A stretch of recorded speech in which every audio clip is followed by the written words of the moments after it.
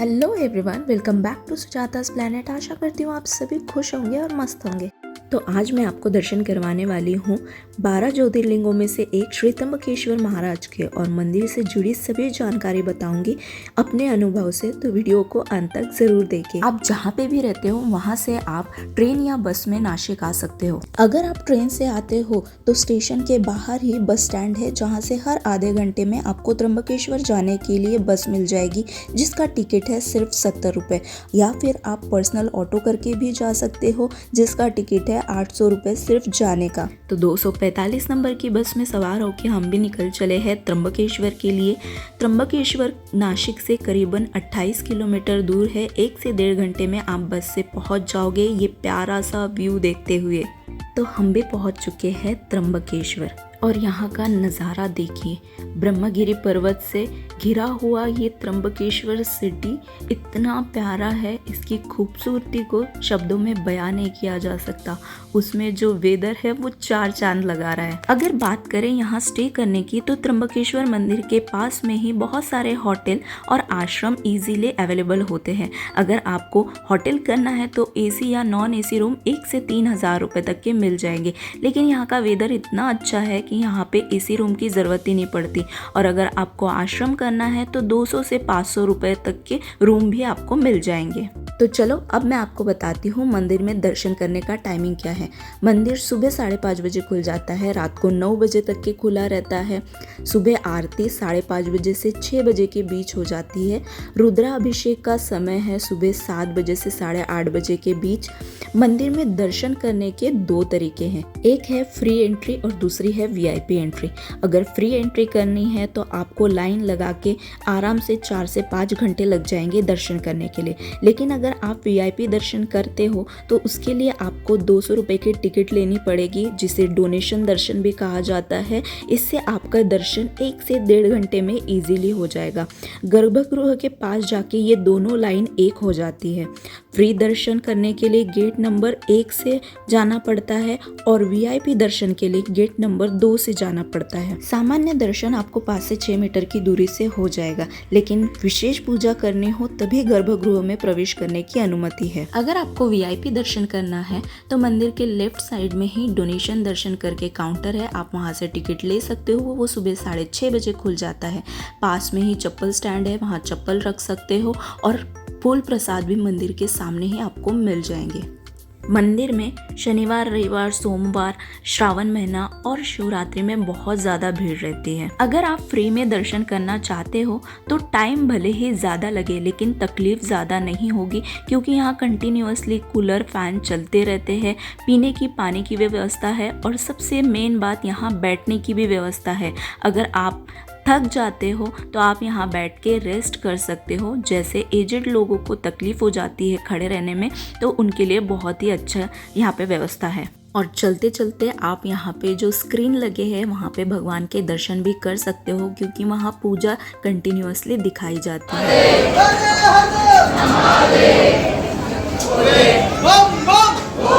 इस भव्य मंदिर को मुगल शासक औरंगजेब द्वारा नष्ट किया गया था। फिर इसको निर्माण तीसरे पेशवा बालाजी बाजीराव ने लगभग 1740 से 1760 के आसपास पुराने मंदिर के स्थान पे ही करवाया था। इसे बनाने में बहुत साल लग गए थे। यहाँ पे जो ज्योतिर्लिंग है वो बाकी ज्योतिर्लिंगों से खास और विशेष है, क्योंकि यहाँ पे जो ज्योतिर्लिंग है वो एक छोटे से गड्ढे में है और 3 मुखों वाला है। मतलब छोटे छोटे 3 ज्योतिर्लिंग है, जिसमें त्रिदेव भगवान विष्णु, ब्रह्मा और महेश के स्वरूप है। बाकी जगह सिर्फ शिव जी ही मुख्य देवता होते हैं। यही यहाँ की विशेषता है। अब सब तो जान लिया, अब मैं आपको यहाँ की छोटी सी स्टोरी भी बता देती हूँ कि शिव जी यहाँ पे कैसे आए। पौराणिक किंवदंतियों के अनुसार महर्षि गौतम और उनकी पत्नी ब्रह्मगिरी पर्वत पर एक आश्रम में निवास करते थे। लेकिन आश्रम में और कई ऋषि मुनि भी रहा करते थे, जो कि गौतम ऋषि के प्रति ईर्ष्या किया करते थे। उन्हें नीचा दिखाने के लिए हर समय कोशिश किया करते थे। ईर्ष्यालु ऋषियों ने महर्षि गौतम को आश्रम से बाहर निकालने की योजना बनाई और उन पर गौ हत्या का आरोप लगाया। इस पाप से मुक्ति के लिए गौतम ऋषि ने माँ गंगा को धरती पर लाने का विचार किया और शिवलिंग की स्थापना करके तपस्या में लीन हो गए।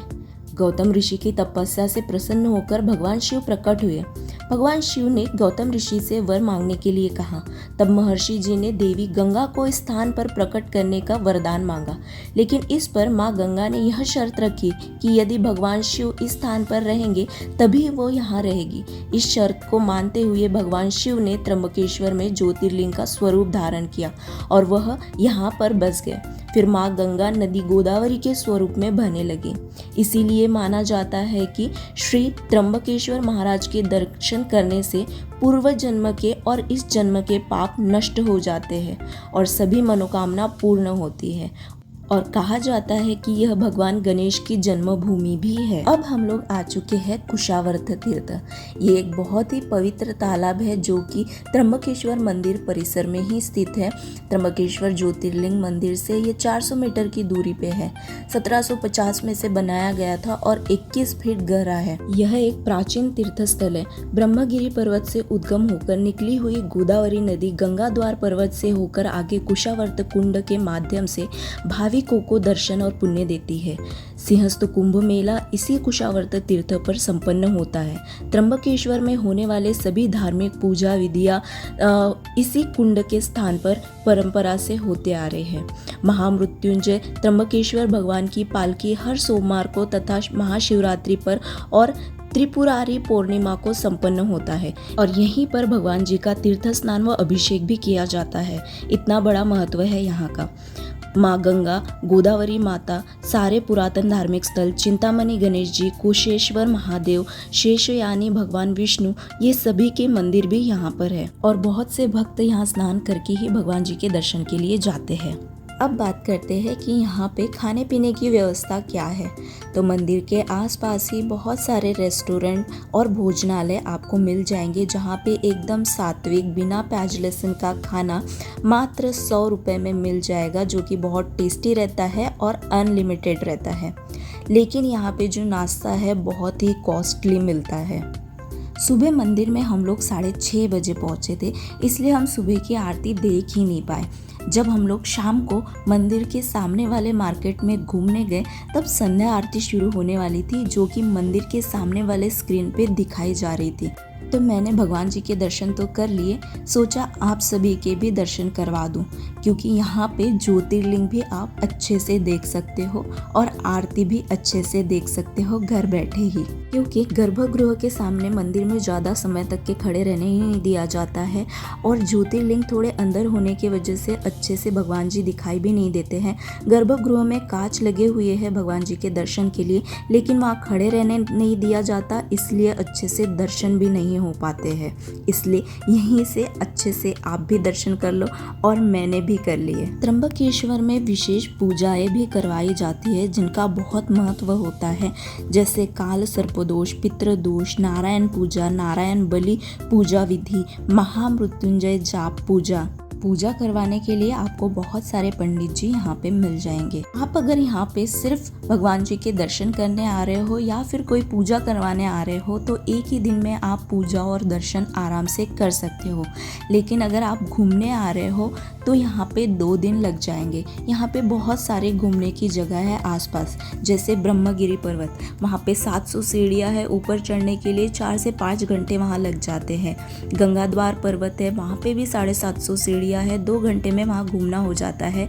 और गौतम ऋषि द्वारा बनाए गए 108 शिवलिंग भी वहाँ पे है। तीसरा स्थान है संत श्रेष्ठ श्री निवृत्तिनाथ महाराज मंदिर। चौथा स्थान है नील पर्वत श्री नीलंबिका देवी मंदिर। 5वां स्थान है श्री अन्नपूर्णा माता मंदिर, जो कि त्र्यंबकेश्वर मंदिर के एकदम अपोजिट में है। 500 मीटर की दूरी पे एक पहाड़ी पे है और बहुत ही प्यारा मंदिर है। 6ठा स्थान है श्री गजानन महाराज संस्थान। 7वां स्थान है अखिल भारतीय श्री स्वामी समर्थ गुरुपीठ और 8वां स्थान है प्रति केदारनाथ मंदिर त्र्यंबकेश्वर नासिक। आशा करती हूँ कि आप सभी को त्र्यंबकेश्वर घूम के और श्री त्र्यंबकेश्वर महाराज के दर्शन करके बहुत अच्छा लगा हो। अगर आपको वीडियो पसंद आया हो तो प्लीज़ ज़्यादा से ज़्यादा लाइक, शेयर और सब्सक्राइब करें। मैं मिलती हूँ आपसे अगले वीडियो में। तब तक के लिए अपना ध्यान रखिए, खुश रहिए। हर हर महादेव।